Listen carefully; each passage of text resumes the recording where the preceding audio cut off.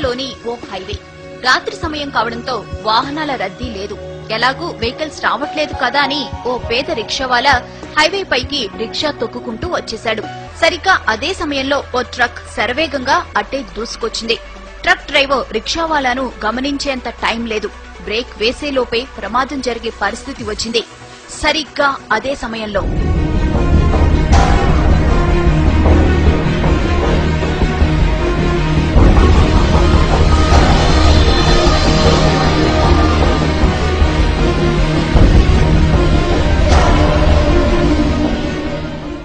ఇది జరిగిన ఘటన. ట్రక్ డ్రైవర్ ఖచ్చితంగా ప్రమాదం జరిగిందని, తాను ఎవరినో గుద్దేశానని భావించి గబగబా ట్రక్ దిగి వచ్చాడు. అటు ఇటు అంతా చూశాడు. ఎక్కడా ఏమీ లేదు. ప్రమాదం జరిగిన ఆనవాళ్లు లేవు. అసలక్కడ ప్రమాదం జరిగితే కదా.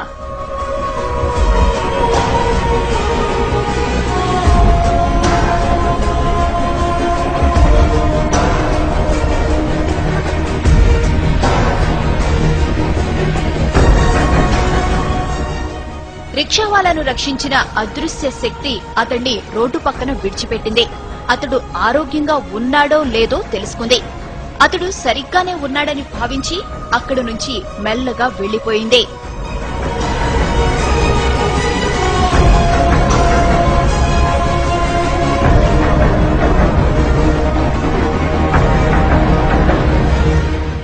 ఇంతకీ ఆమె ఎవరు? అంత వేగంగా ఎలా వచ్చింది? ప్రమాదం జరగకుండా ఎలా అడ్డుకోగలిగింది? ఆమె రాగానే మెరుపు ఎందుకు వచ్చింది?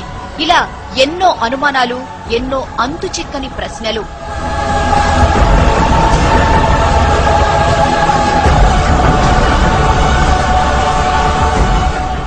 అంత వేగంగా మెరుపులా వచ్చింది కాబట్టి ఆమె ఖచ్చితంగా గ్రహాంతర వాసేనంటున్నారు కొందరు. గ్రహాంతర వాసే అయితే ప్రమాదం జరుగుతుందని ముందే ఎలా ఊహించిందని ప్రశ్నిస్తున్నారు ఇంకొందరు.